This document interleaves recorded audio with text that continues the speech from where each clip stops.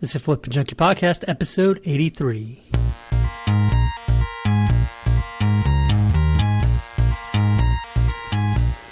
Welcome to the Flipping Junkie Podcast, the podcast for flip pilots everywhere. Flip pilots are the house flippers that work more on our business instead of in our business by keeping a 30,000-foot view.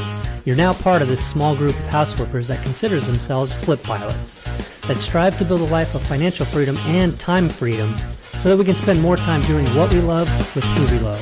In this podcast, I give you a glimpse of the daily life of a flip pilot. So let's get started. Hey, welcome back to the Flipping Junkie Podcast. Got to have a great episode today. First, I want to talk real quick, though, about doing a different set of podcast episodes. I wanted to help more people with the questions that they have or what they're struggling with. If you have specific questions that maybe haven't been answered in some of the other podcast episodes, or you don't have the time to look for those answers, I wanted to give you guys a place to be able to ask those, and then I can do some quick episodes specifically go into detail for that specific question. So if you've got anything like that, here's how you can get those questions answered. So if you join Flip Pilot Facebook group, you can either go to flippilot.com and get an invite through there. Because it's a private Facebook group, you'll need to be invited. If you go to flippilot.com, you can get the invitation there.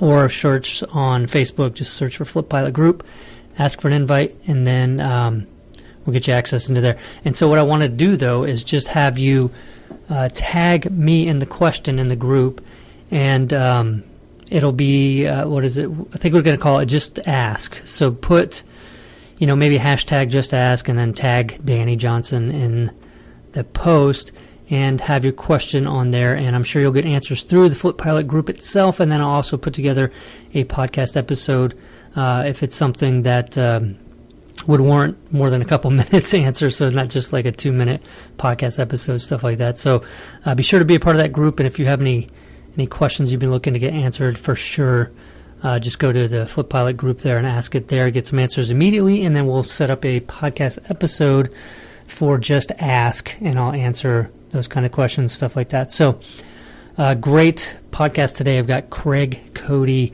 He's an ex-New York City cop, certified public accountant of 17 years, certified tax coach, and business owner in his own right. So he's here to talk about tax planning strategies for real estate investors. And this is a big topic for everybody. And I think even if you're just getting started, it's important to know this because the way you structure some of your entities and how you do business can be affected, and you can be paying a lot more than you should be in taxes.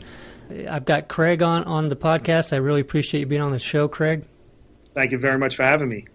And I've told the listeners out there that you were an ex-New York City cop, certified public accountant, and what I wanted to start with was just a little bit of your background. So speak to, being a cop and then making the transition and then helping out real estate investors, if you would, real quick. Sure. So before I became a police officer, I was actually an economics major in college. And I followed my dad's footsteps into the police department. I thought I was going to become a chief. That was kind of my goal when I first started out. But, things change. You grow up a little bit. And it's civil service, so you have to wait for tests, et cetera, et cetera. So at some point, I went back to school for my accounting degree. And I kind of fell in love with taxes. And then over time, it kind of evolved into, what we do now at my firm is we're a full-service firm, but we really specialize in small business and real estate investors. And the first thing we do with every client is a tax plan, and that's basically showing them ways to keep more of what they make. So, and we all want to do that, yeah. Exactly. Whereas most CPAs and accountants do a good job, they put the right numbers in the right boxes, but it kind of ends there. And they're like looking in the rearview mirror while we're looking forward. Right. So what's the background? I mean, how long were you a cop? And Okay, I was a police officer for 17 years. I graduated. I retired as a lieutenant. So nice. And it was interesting when I first started in the accounting field. I was working part-time during the day for a CPA firm, and I was the new guy, and I was making copies and that stuff, and I'd go into work in the city, and I'd be in charge of 75 people out on patrol. Wow. So it was interesting because, by day I was just, a copy guy. Yeah. And by night I had all this responsibility. So did that for 17 years. I retired. went right to work for a CPA firm that did about a third of their business in St. Thomas. And right away, I knew I wanted to have my own business. And, so I did that for about 5 years, and then I started to develop my own business. And, I left. I worked a little per diem for them, which was a good thing for both of us. And then I was out of there fully, and then 2007, 2008 came around and got crushed. And I had to start all over again. And that's when I figured, all right, I need to start something different. And that's where we started focusing on tax planning as the cornerstone of everything we do. And here we are today. We have 10 people, 3 other CPAs here, and we have clients from Oregon to, South Florida. Oh, nice. So let's just get right into this, because I know, I myself, I've got, other people sort of handling this for me, and, kind of trust that it's being done correctly, and who knows. But, and it's one area that I know that I need to focus on a little bit more, and that's why I'm glad to have you on the show, because there's probably majority of investors out there that are busy running their business and don't take the time to figure this stuff out. So did you want to talk about the 3 proactive tax planning strategies that that most of your clients? Sure. But I just wanted to say, when you had that question, you trust that it's being done right. It's probably being done right. It's, they're probably putting the right numbers in the right boxes. But it's, the thing is, does it end there? Right. So I would say most times the work is done right. It's just not all the other things that they can be doing. So the 3 biggest things that we see are, number one, failing to plan. People, they go out and they buy a car, and they spend all this time researching the car. People aren't looking for ways that the tax code says you can do things differently and save money. I mean, Trump, Buffett, all these people with all this money, they have teams of people, scouring the code to see how they could do things different to save money. And the average guy out there is not really doing any of that. Right. So that's failing to plan. The wrong business entity. Even in real estate, if you're an investor, are you holding your real estate in your own name? Okay. Are you holding it in a corporation? Typically, not always, but typically real estate is best held inside of an LLC, but not always. So you need to speak with your attorney and your CPA. And that could be costly. It may not cost you dollars today. It could cost you dollars, God forbid something happens to you and you die, and it's inside of a corporation. The asset itself doesn't get a step up in basis. The company does. So if you go to sell it, your heirs wind up paying tax on basically the difference between what you purchased it for, or the depreciated basis, and the value today, versus if it was in an LLC, they sell it the next day, conceivably they're going to have no tax. So that's really important, and we see that a lot. And then there's a lot of different things you can do with real estate where you can take advantage of different things, such as if you have a couple of properties or one property, you can hire your kids and let your kids, if they're local properties, go by and check on the properties, cut the lawn, do that kind of stuff. And by paying the kids, okay, you reduce your income, and they typically don't pay any tax on it. And we use that strategy a lot. And tax code says you could hire your kid as, actually tax court was 7 years old. I like 11 and 12 years. Okay. So is there a limit on the amount that you can pay them where it's? Well, $6,000, it's not a limit, but $6,000 is kind of where now all of a sudden they stop paying taxes. It may not make as much sense, but it has to be reasonable compensation. And one way to look at it is like this. If your kid is going to private school, or maybe he's going to a sports camp and it's costing you, I'm just saying it's costing you $5,000, and you're paying that with your money after tax. So that might be $9,000 in gross before you net that $5,000. Right. Whereas if you paid your child that money, all right, he goes into his bank account, he's making under this, let's just say $6,000 limit, he pays no tax, and then when it's time to pay the camp, they just draft his account. So you just turn that into, a tax-deductible expense. Yeah, awesome. It just takes a little time to do a little bit of planning. Right. No, I like that. What I wanted to do is guide this just a little bit, because I think people listening, the big question, I think, from a lot of newer ones, and we've got experienced people listening, newer investors, but, whenever it comes time to determine, well, what is the best entity for me to use? And I know there's different, legal aspects of everything. There's the the tax planning aspects of the different entities and stuff like that. But let's do a hypothetical here. Let's say we've got an investor who's wanting to do some quick turn flips. So he's buying some houses, fix them up, and then selling them, not holding them for very long, maybe, the whole process about 6-7 months in and out of the deal. Is there a certain, so you recommend an LLC then for that, and you want to speak about the reasons why you would want to do that? Well, typically real estate is, under most circumstances, is best held inside of a LLC, and that's basically for protection-wise and step-up in basis is really the two main reasons.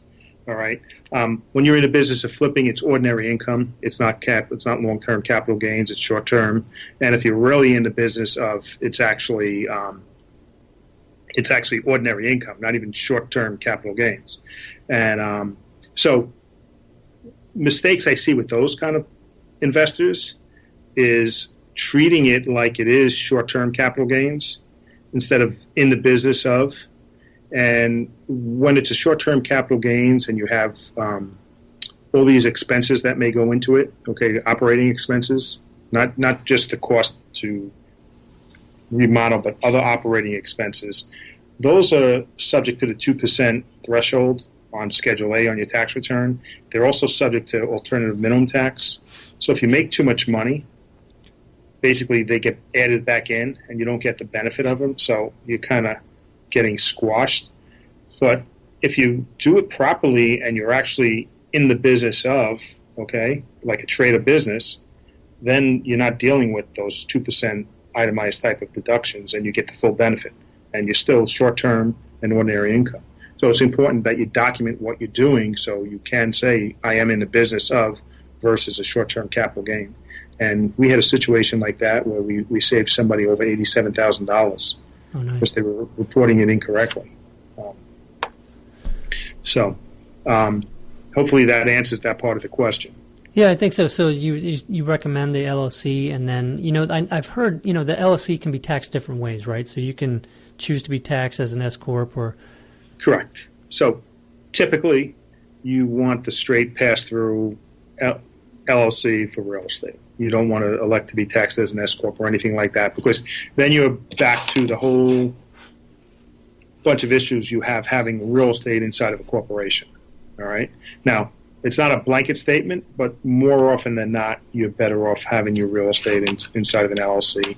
And I'm not an expert on liability protection, but having multiple entities or having multiple pieces of real estate in one entity is probably not the best way to go. And when you look at the cost to create separate entities, and if you do it right, it shouldn't be an excessive cost of operations. That's the way to go. So, and from a tax perspective, why not use a C corporation to flip houses and take advantage of a lot of the benefits of having the C corporation? Why not do that? Because when it comes to real estate, I don't see a whole host of benefits of being inside of a C corporation. I mean, typically a C corporation, your first $50,000 is taxed at 15%, okay? But when you go and sell that piece of property down the road, now you're inside of a C corporation. Getting that money out is double taxation. So, right. Yeah, getting the money to yourself, then you're... Right, is double taxation. So it's not very efficient for that. Because you pay tax at the ordinary rate, and the ordinary rate could be 15%. But then in order to get that money out, you have to dividend it out to yourself or pay it out in a wage. So now you're looking at least another 15%, and it's not helping you that much. So C Corps are typically not the way to go. And if we're doing planning, a C Corp may fit into the planning we're doing, but typically not to hold the real estate. Okay, maybe you're using it to manage your real estate and taking some benefits that way.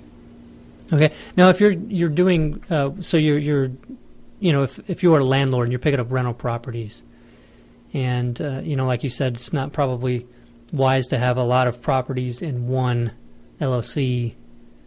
So you would recommend multiple LLCs then, too, or yes. Is that just getting more into protection things where we're not, you're not an attorney with regards to that? It's getting more into protection, but I have a real life story to share where I had a client that had a a bunch of them, and they weren't even in a single LLC. They were owned personally.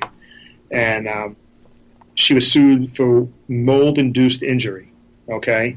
And the house was worth about $25,000, and the verdict was $150 or $155 with interest and everything like that. So they went after everything she had, and she had a pretty significant portfolio. Like, that was the garbage that she had in the portfolio. All in one LLC? Wasn't even in an LLC. Oh, all in her So name. it was just owned personally, which was, just as bad. But if she had 5 inside that LLC, they could have went after all 5 of those. Whereas if it's in a separate LLC, and maybe each of those single-member LLCs are owned by one LLC, that's almost like the mothership. You're not doing 10 different tax returns. You're doing one tax return. So, and everything's protected. Nice.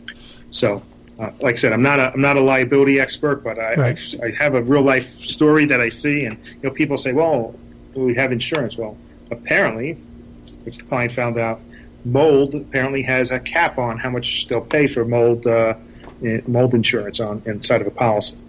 Yeah. So, and that was at $25,000. So now I've got more questions, but they all seem to be legal related. So I need to get a follow-up episode to this one with an attorney, so we can answer those questions. But with going back to tax planning and strategies and things like that for investors, so you've got 3 proactive tax planning strategies, or are these like 3 specific spelled out for different situations, or? We have over 10 different strategies that we use on a regular basis, okay?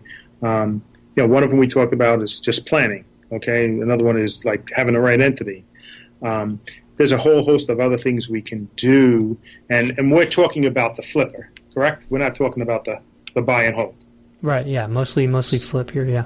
So we would take the strategy that we typically use on a regular business owner, the things that a regular business owner is going to do, okay, such as, hiring your family, okay, maybe a medical expense reimbursement plan, which is Section 105 in the tax code that allows you to, let's just say hire your spouse, all right, and instead of paying him or her a wage, their wage is a medical expense reimbursement plan where you're able to write off the cost of your medical out-of-pocket expenses, all right? So that might not be a lot, it could be a lot, or it could be a lot, depending on, where things fall.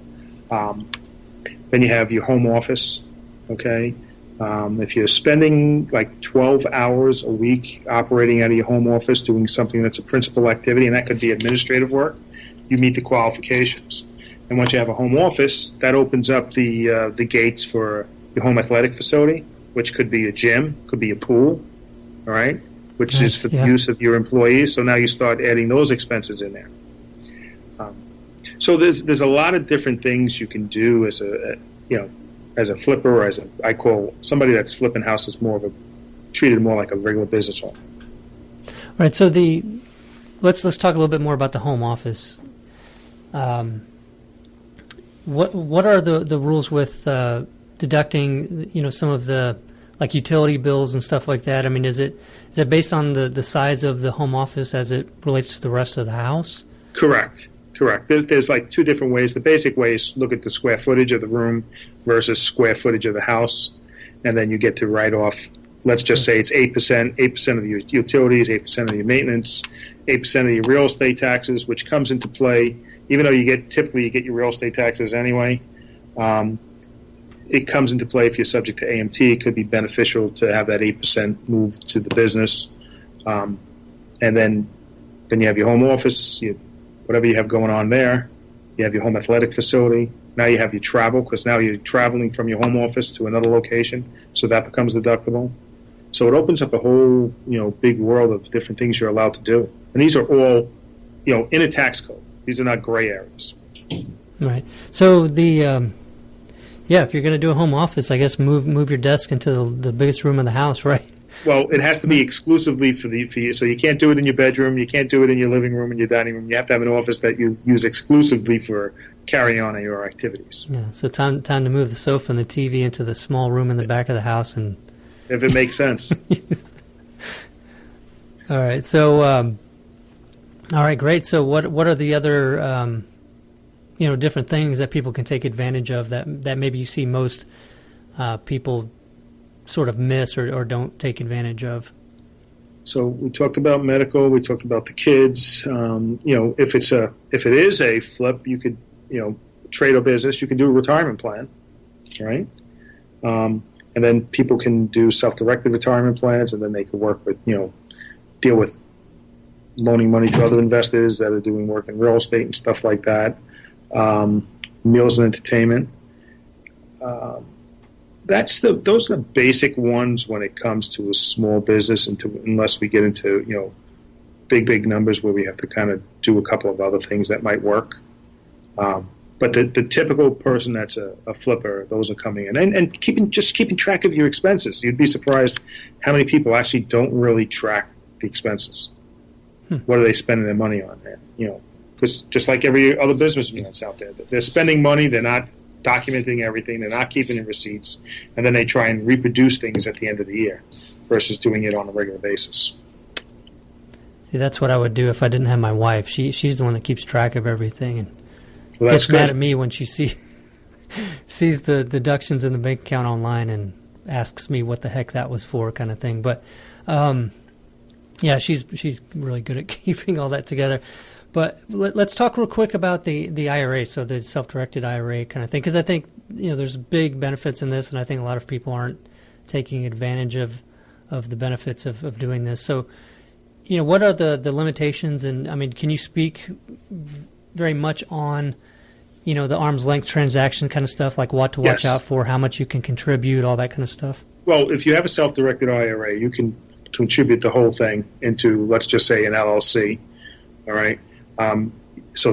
Let's just say then that LLC owns a piece of a property, but you have to make sure that you're not doing any work yourself on that property, all right? Because then it becomes an issue, all right? So more often than not with real estate and self-directed IRAs, we're seeing people that act as lenders inside their self-directed IRA, and they're taking that money, investing, that self-directed is investing into an LLC that is then going ahead and purchasing a property, all right? But they have no active involvement in that property, because then you get into these rules, and most people are not going to pass the test, and they're going to just knock the whole thing out. So okay, so now you say active role in the property. What exactly does that mean? That basically means you really can't be doing that much. Okay, you can't be doing any repairs, that kind of stuff. That's, you really have to be out of it. All right, we're not talking about collecting a rent or anything like that, but something that you would pay somebody else to do is basically going to kick you out of the box when it comes to owning real estate inside your IRA. There are people out there that specialize in that, and if you're doing that, you really do want to work with somebody that specializes in that on a compliance side to make sure that you're not doing anything that you shouldn't be doing and jeopardize the standing of that IRA. Right, so if you want to do a flip, what's the best way? I mean, you can't really use your funds in your IRA to do a flip for your own business or yourself, right? I mean, correct, because it's can't do it to yourself or your family members, basically. So, but you can do it with, if you know somebody else that does flips, maybe you could lend him money. Okay, so you do the lending for the deals for people that are not in your up and down lineal heritage, right, or your family. Yes. But I like what to is just what stay is away it like? from all family members. What's that again? I like to just stay away from all family members. All family members. Be safe. Be safe. Yeah. Because it's like aunt and uncles or something and stuff like that's fine, right? Or is that? You know what? That's what. I don't know, and I'd have to look at that one. And I know, like, brothers, sisters, parents, and stuff like that, and it's just not worth getting into that headache. Yeah. Okay, and so you can build up a lot inside of that IRA doing that lending. I mean, are there any kind of limitations on the interest rates that you can charge or anything like that, or? They would just be subject to the typical rules that are out there now. So, I mean, we see a lot where it's 8 to 10% plus a piece of the gain. Mm-hmm. So that's usually a pretty nice, and it's secured by real estate. So, it all depends on what I've seen. It all depends on the guy that's doing the flip what kind of track record he has. Obviously, the better the track record, the lower the rates he's going to pay, and the lower the equity interest he's going to give somebody. Whereas somebody starting new is going to have to give away more. That's been my experience. Okay. Have you seen anything from other investors, like doing things like maybe an IRA and using the IRA to maybe buy like an option to buy a property, and then having, that you're not involved with also, and then having that option, like, not exercising the option and then having a payment to release that option off the property? I have never seen that. Okay. I've never seen that. I heard some things like that, but I don't know enough about it to really probably even ask the question correctly. I do about 10 days a year continuing education on tax planning, and I've never heard that one. Okay. So I'm not sure. Another way, and it's really not in your listeners, where it's somebody that's buying a second or third home, and they have all this money in their IRA, and they want to take it out and use it as down payment and get crushed in taxes. And we'll recommend doing distributions via what's called 72T, which is a series of equal payments, so it's not subject to the penalty. So you're kind of like, now you get this interest expense, and you get this the income on your 401k or your IRA that you're taking money out of. They kind of offset each other, so it's almost like a way of taking money out tax free. Interesting. Now, what about 1031 exchange? Did you do any 1030? Yeah, we've been involved in a host of 1031 exchanges. They're typically really not for the flippers. They're supposed to be long-term investments. I guess you could make the case if it was once in a while you had something that turned over quickly just because of the way things were. But they are supposed to be long-term investments. So technically they don't really fit the flipper. Okay, and then I guess what else do you have? I mean, do you have anything else in your arsenal of things to... Yeah, we do. I'm just trying to think as they relate to your audience. Well, you can speak to long-term stuff too, because we also have people that have rental properties, and I have some myself, and so you can speak to some of those strategies as well. A big strategy is cost segregation. I'm not sure if you're familiar with cost segregation. If you want me to explain it to the... Go ahead, sure. Sure. So let's just take that $100,000 rental property. All right, let's just say the building itself is worth $100,000. Typically, you would depreciate that building over 27 and a half years. So let's just say your depreciation expense is about $4,000 a year. When you do a cost segregation study, they break that building up into different parts, and you take the property in there that would normally be depreciated over 3 years. You take the stuff that normally would be depreciated over 5 years, or 7 years, or 15 years. And so now you're depreciating stuff faster. So over 27 and a half years, you still depreciate $100,000, but you might depreciate it in the first 5 years, get $20,000 or 20% more expense in the first 5 years from depreciation because it's accelerated. So from a cash flow perspective, that means extra money that's not being taxed. And the wonderful thing about a cost segregation plan is you can do that 4 or 5 years in, and then you get to recoup all that missed depreciation, let's just say. So let's just say you had a sale on something and you made a lot of money, and now you could do a little planning and do a cost segregation study and reap an extra 20 or 30 or whatever it is in depreciation in that same year, and kind of offset that sale. Nice. Yeah. Like I said, it doesn't have to be right away, and so if you've got some big profits come in and you want to offset that a little bit, that's nice. Yeah. So that's a good way to do it, and it's just you should be communicating with whoever you're working with. You should be communicating with your CPA. You should be communicating with your attorney. Everyone should have a team, and that's a big part of planning is communicating with your advisors, so you could get they have a lot of knowledge, and you don't know what you don't know. So unless you speak with them, they can't help you. All right, so let's get into that a little bit. How do you find, what questions do you ask, and how do you find the proper CPA for somebody doing flips and has long-term rental properties and stuff like that? How do you find the right person? Well, the first question I say is, when was the last time your CPA came to you with an idea to save taxes? And if it's no, okay, then you need to start looking around. All right, and then you want somebody that's willing to communicate with you, willing to explain things to you, and willing to take the time to grow with you as you're growing. And you should talk to, get referrals and see people out there that have had good experiences and see what they do. Our clients come from referrals. They come from people that have heard us on podcasts, but they're all looking for somebody. They're not getting something that they want from their current, team, and that's why they're looking elsewhere. Nice.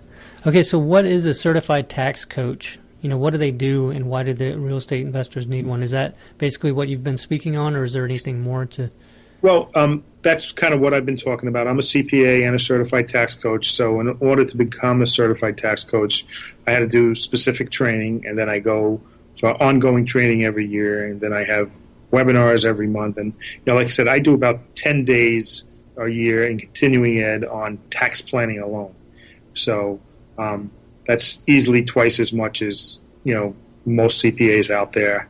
And mine that's really devoted to tax planning because that's our area where, we see people need the most help.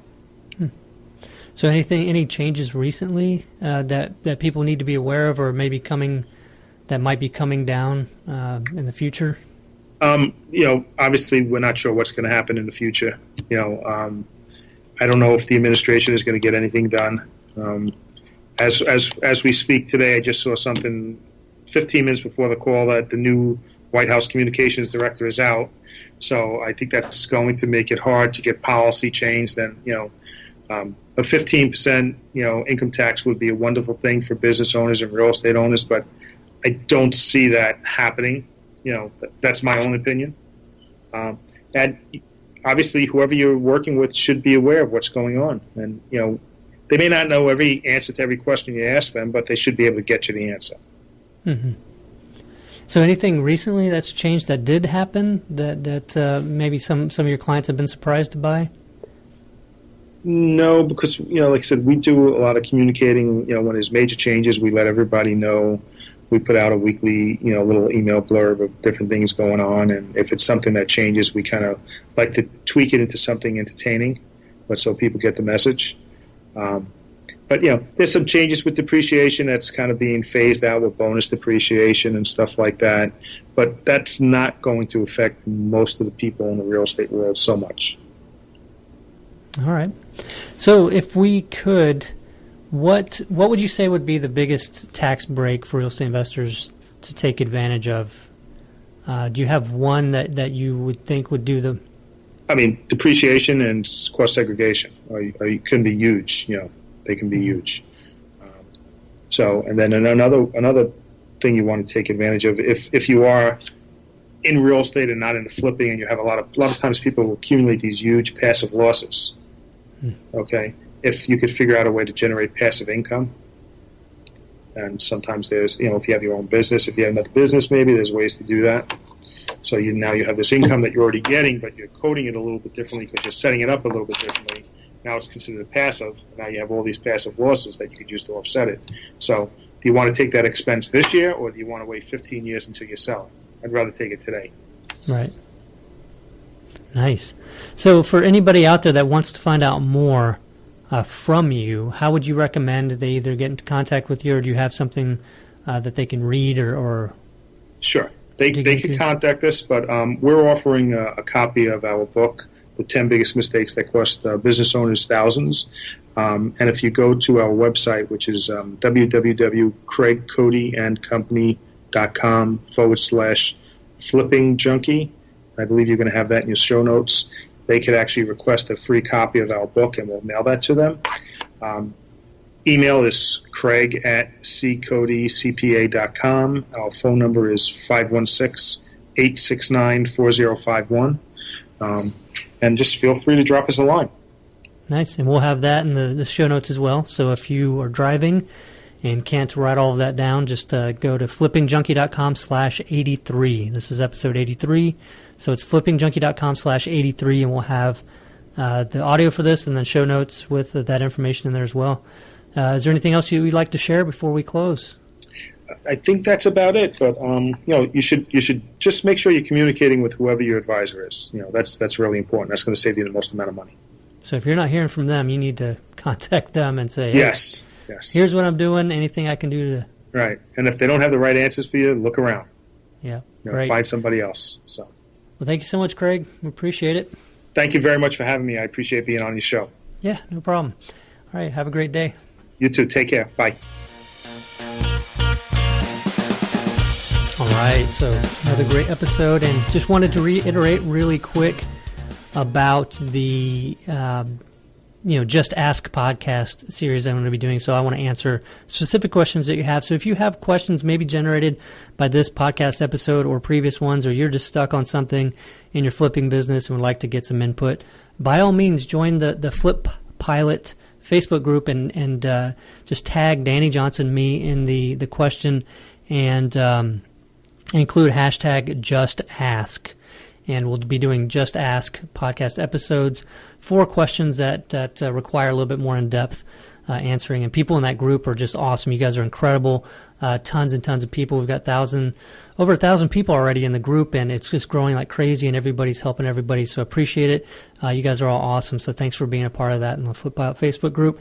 And I want to share some quick testimonials. I want to do shout outs to people who have left testimonials for the podcast on iTunes and Stitcher. And so I'm going to go ahead and read some of those out. And I request that you guys, if you're enjoying this podcast, just go to iTunes and rate it for us and review the podcast. It really helps out a lot. And appreciate everybody that does that and everybody for listening, even if you don't do it. But let's go ahead and pull some out here. All right, we've got Zach, RNZ. I've been consuming a few real estate books and podcasts, and Danny's among the best. Books from major publishers always seem so sterilized and too mass market to hold a candle to the in-trenches perspective you get from Danny and his guests. Thank you. Awesome. Thank you, Zach. Appreciate that. We got Peels. I'm a few pod episodes in, and I'm hooked. Great info, great guests. So glad I found this podcast. Thank you, Peels. We got Mike Newby. Hey, Mike. I've actually spoken with him several times, so it's cool to see his review in here. Danny does an excellent job of asking all the right questions in order to get the answers every new investor needs to know. Has a fantastic array of qualified, experienced guests on each episode. All right, thank you, Mike. Appreciate it. So I'll be doing these weekly as I get these. So if you would go over to iTunes and leave a rating and review for the podcast, and I'll do a shout out for you on coming episodes. So have a great week, guys. Talk to you next time.